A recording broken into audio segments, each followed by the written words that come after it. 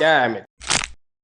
ఏంటిటా కుండబద్దలు కొడతా అత్త. నమస్కారం, కుండబద్దల ప్రేక్షకులకి స్వాగతం. నేను గౌతమ్ కాటా. ఈ వీడియోలో నేను మీతో చెప్పాలనుకునే అంశం, చేతులెత్తేస్తున్న కౌంటింగ్ సిబ్బంది. ఆర్ఓలు సైతం మమ్మల్ని మెడికల్ లీవ్ మీద పంపించండి అని పైకి విన్నవించుకుంటూ ఉన్నారు అనంటే ఖచ్చితంగా వైసీపీ మార్క్ రాజకీయం ఇక్కడ ప్రబలంగా పారుతోంది అనేది మాత్రం ఖచ్చితంగా అర్థమైపోతోంది. నిన్న మొన్నటి వరకు ఈవీఎంల ధ్వంసం మీదనే ఎక్కువ కాన్సన్ట్రేషన్ జరుగుతూ ఉంది. రాష్ట్రం అంతటా పిన్నెల్లి రామకృష్ణారెడ్డి విషయం అయ్యి పోలీసులు ఏ విధంగా వ్యవహరిస్తూ ఉన్నారు, ఆయన దొరికాడు దొరకలేదు అనే సంగతి మీద ఇంకా ఎటువంటి క్లారిటీ రాలేదు. ఆయన అసలు దేశంలోనే ఉన్నాడా, విదేశాలు పారిపోయాడా అనేది కూడా ఇంకా సందిగ్ధంలోనే పడి ఉంది. కాకపోతే ఒక సమాచారం బయటకు వస్తుంది ఏమిటంటే, ఆయన పోలీసులకు దొరికిపోయినా కానీ వాళ్ళు బయట పెట్టకుండా, ఆయన్ని బయటకు రానియకుండా కట్టుదిట్టంగా ఎక్కడో దాచి ఉంచారు. వైఎస్ఆర్ కాంగ్రెస్ పార్టీ కనుక రేపు తిరిగి అధికారంలోకి వస్తే ఆయన బయటకు వస్తాడు, లేదంటే ఆ రోజు విదేశాలకు పారిపోయే అవకాశం ఉంది అనేది ఇప్పుడు అందుతున్న సమాచారం. ఇక ఈ వ్యవహారం మొత్తం అంటే ఎన్నికల రోజు జరిగిన గొడవలు కానీ, ఎన్నికల అనంతరం కూడా జరిగిన గొడవల మీద స్ట్రాంగ్ రూములు స్ట్రాంగ్గానే ఉన్నాయా, రేపు కౌంటింగ్ నాడు ఏదైనా అవాంతరాలు ఎదురయ్యే అవకాశం ఉందా, ఆ రోజు ఇంకా పెచ్చు మీరి గొడవలు ఏమైనా జరుగుతాయా అనే అనుమానాలు ఒకవైపు వ్యక్తం అవుతూ ఉంటే, మరొక వైపు కౌంటింగ్లో పాల్గొనవలసిన సిబ్బంది కానీ, దీన్ని కండక్ట్ చేయవలసిన రిటర్నింగ్ ఆఫీసర్లు కానీ మమ్మల్ని ఈ విధుల నుంచి తప్పించండి, మాకు మెడికల్ లీవ్ శాంక్షన్ చేయండి, మేము ఈ కౌంటింగ్లో పాల్గొనలేం, ఈ ఒత్తిడి మేము తట్టుకోలేకపోతున్నాం, మాకు వస్తున్న బెదిరింపుల్ని మేము తట్టుకోలేకపోతున్నాం అని విన్నవించుకుంటూ ఉంటే, ఇంకా వాళ్ళనే పనిచేయండి, మీరు ఇక్కడే ఉండండి, మీకు లీవ్ ఇచ్చే సమస్య లేదు, మీరు ఇందులో పాల్గొని తీరాల్సిందే అని మాత్రమే చెబుతూ మరి ఏమి కట్టుదిట్టమైన చర్యలు తీసుకుంటున్నారు కౌంటింగ్ నాడు ఏదైనా జరగకుండా ఉండటానికి. ఆల్రెడీ మనకు అందుతున్న సమాచారం ప్రకారంగా అయితే చాలామంది రిటర్నింగ్ ఆఫీసర్లు వైఎస్ఆర్ కాంగ్రెస్ పార్టీ నాయకుల బెదిరింపులకు లొంగిపోయారు, వాళ్ళకి అనుకూలంగా పని చేయటానికి ఒప్పుకున్నారు అనే విషయం కూడా అక్కడక్కడ బయటకు వస్తుంది. ఎందుకంటే ఇక్కడ విపక్ష నాయకుల్ని కానీ, లేదు ఇక్కడ ఒంటరిగా పోటీ చేసే ఇండిపెండెంట్ అభ్యర్థులను కానీ కౌంటింగ్ బూతుల్లోకి రానియకుండా చేయటం కోసం చాలా రకాల పన్నాగాలు పన్నారు. నిన్నే చాలామంది ఆర్ఓలు మీటింగ్ పెట్టి ఇక్కడ ఇండిపెండెంట్లని ఎవరిని లోపలికి అలౌ చేయడం లేదు, అక్కడ ప్లేసు తక్కువగా ఉంది, ఎక్కువ మంది వెళ్తే గొడవలు జరుగుతాయేమో అని అనుమానంగా ఉంది, అందుకని ఇండిపెండెంట్ల అభ్యర్థుల వరకు మేము హాజరు కావట్లేదని మీరు లెటర్లు ఇవ్వండి అని వాళ్ళని ఒత్తిడి పెట్టే ప్రయత్నం జరుగుతూ ఉంది. ఒక ఇండిపెండెంట్ అభ్యర్థిగా దీన్ని నేను మీకు చెప్పగలుగుతున్నాను అనంటే దాని వెనక ఇదేంటి అనేది ఒకసారి తెలుసుకోవాల్సిన అవసరం ఉంది మీరందరూ.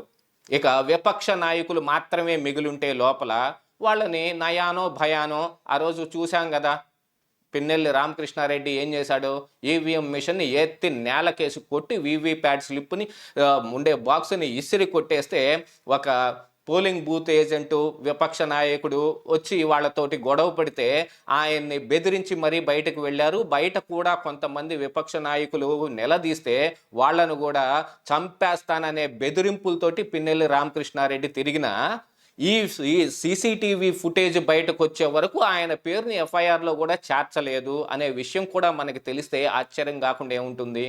మరి ఇన్ని రకాలైన సంఘటనలు జరుగుతూ ఉంటే ఇప్పుడు ఈ రిటర్నింగ్ ఆఫీసర్లు కానీ, మిగతా ఈ కౌంటింగ్ సిబ్బంది కానీ కరెక్ట్గా ఎలా పని చేయగలుగుతారు? వాళ్ళకి ఏం ఫ్యామిలీలు ఉండవా? కేవలం కౌంటింగ్ చేసి మళ్ళీ వాళ్ళు చంద్రమండలానికి ఏమన్నా వెళ్ళిపోతారా?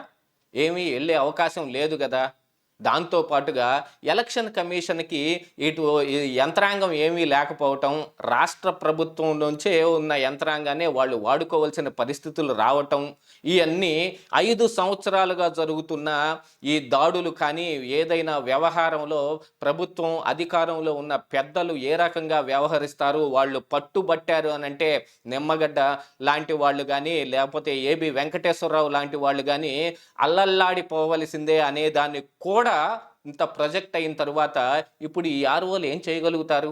ఆర్ఓలు అంటే వాళ్ళు కూడా ఈ రాష్ట్ర ప్రభుత్వంలో పనిచేస్తున్న సిబ్బందే కదా. ఈ రిటర్నింగ్ ఆఫీసర్లు మాత్రం ఏమన్నా ఆకాశం నుంచి ఊడి పడలేదు కదా, వీళ్ళకు కూడా ఫ్యామిలీలు ఉంటాయి అనే విషయాన్ని ఈరోజు వైఎస్ఆర్ కాంగ్రెస్ పార్టీ నాయకులు వాళ్ళకే గుర్తు చేస్తూ ఉన్నారు అని అంటే మరి రాష్ట్రం ఎటువైపు వెళ్ళిపోతుంది? ఈ కౌంటింగ్ సజావుగా జరిగే అవకాశం ఉందా? ఏమి జరిగినా అందులో వైఎస్ఆర్ కాంగ్రెస్ పార్టీ గనక లబ్ధి పొందింది అని అంటే మరి ఈ దాడులు, ఈ బెదిరింపులు వీటన్నిటికీ తల ఒగ్గిపోయినట్టే కదా. మరి ఇక ప్రజాస్వామ్యం ఎక్కడున్నట్టు? ప్రజాప్రాతినిధ్య చట్టాన్ని వ్యతిరేకించి మరి ఒక ఈవీఎం మిషన్ని ధ్వంసం చేసిన తర్వాత కూడా పిన్నెల్లి ఇంకా బయటే తిరుగుతున్నాడు అని అంటే మరి వీళ్ళందరికీ ఏం భరోసా ఇవ్వగలుగుతుంది ఎలక్షన్ కమిషను? ఈ సీసీటీవీ ఫుటేజ్లు అన్ని చోట్ల లేకపోయినప్పటికీ కూడా సమస్యాత్మక ప్రాంతాల్లో ఆ బూతుల్లో సీసీటీవీ ఫుటేజ్లు ఉంటే అప్పుడే దీన్ని వెరిఫై చేసి ఆ పగిలిపోయిన ఈవీఎం మిషన్లు ఉన్న చోట ఏ సీసీటీవీ ఫుటేజ్ ఉందో ఆ రోజే చూసి ఆయన్ని ఆ రోజే అరెస్ట్ చేయాలి. అయినా ఆయన హౌస్ అరెస్ట్లో ఉన్నప్పటికీ కూడా ఈ పోలీసులందరి సహకారం లేకుండానే ఆయన హైదరాబాద్ వెళ్ళగలుగుతాడా?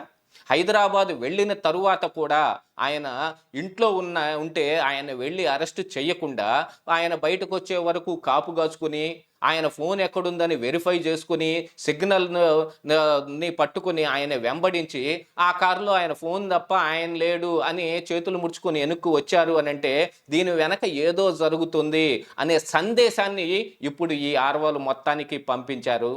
మరి వాళ్ళు కౌంటింగ్లో పాల్గొంటే ఆర్వోలందరూ వాళ్ళ ఫ్యామిలీలన్నీ బయటనే ఉంటాయి కదా అనే దాన్ని కూడా వాళ్ళకు గుర్తు చేస్తూ వాళ్ళందరినీ బెదిరించే ప్రయత్నం చేస్తూ ఉన్నారంటే కౌంటింగ్ సజావుగా జరుగుతుందని ఎవరైనా అనుకోగలుగుతారా? అసలు ఎలక్షన్ కమిషను ఇందులో ఇంత ఉదాసీనంగా ఎందుకుంటోంది అనేది ఇక్కడ అసలు ప్రశ్న. కేంద్ర ఎన్నికల సంఘం అడిగితే మన ఇక్కడ ఉన్న రాష్ట్ర ఎన్నికల సంఘం అప్పుడు కదులుతోంది తప్ప వాళ్ళు ఏదైనా నిర్ణయం తీసుకుంటే ఆనాడు మనం చూసాం సజ్జల రామకృష్ణారెడ్డి విపక్ష నాయకుల మీద మాట్లాడుతూ ఉంటే ఆయన మాట్లాడకుండా చేయండి అని ఎలక్షన్ కమిషన్కి వాళ్ళు ముఖేష్ కుమార్ మీనాకి కంప్లైంట్ ఇస్తే విపక్ష నాయకులు దీని మీద ఎలా చర్యలు తీసుకోవాలో మా దగ్గర ఎటువంటి గైడ్ లైన్స్ లేవు, మేము కేంద్ర ఎన్నికల సంఘానికి రాసాం, వాళ్ళు ఆన్సర్ ఇస్తే దాని ప్రకారంగా తీసుకుంటామని చెప్పిన ఆ ఆన్సర్ వచ్చిన తర్వాత కూడా సజ్జల రామకృష్ణారెడ్డి మాట్లాడుతూనే ఉన్నాడు అని అంటే ఇక ఎన్నికల సంఘాన్ని మాత్రం ఎలా మనం న్యాయపరంగా ఇది వ్యవహరిస్తోంది అనే దాన్ని మనం ఎలా యాక్సెప్ట్ చేయగలుగుతాం? ఆ విషయం కూడా గుర్తుంచుకోవాలి. ఏది ఏమైనప్పటికీ ప్రజాస్వామ్యంలో ప్రజలు ఇచ్చిన తీర్పుకు కట్టుబడి ఉండాల్సిన పార్టీలు ఈరోజు అదే ప్రజల మీద దాష్టీకం చలాయించి ఎలాగైనా సరే అధికారాన్ని తమ గుప్పెట్లోకి తీసుకోవటానికి చేస్తున్న ప్రయత్నాల్లో ఇవి చిట్ట చివరి ప్రయత్నాల్లాగా కనిపిస్తూ ఉన్నాయి. ఏది ఏమైనా ఈ కౌంటింగ్ సిబ్బంది మాత్రం భయాందోళనలో ఉన్నారనేది మాత్రం వాస్తవంగా కనిపిస్తూ ఉంది. వాళ్ళని బెదిరించడంలో వైఎస్ఆర్ కాంగ్రెస్ పార్టీ నాయకులు ఒకంత సక్సెస్ అయ్యారేమో అని కూడా అనిపిస్తోంది. కాకపోతే వీళ్ళందరికీ మరి ఎలక్షన్ కమిషన్ ఏం భరోసా ఇచ్చి ఈ కౌంటింగ్ని సజావుగా జరిపిస్తుందో చూడాల్సిన అవసరం అయితే ఉంది. ఇదే ఈరోజు కుండబద్దలు.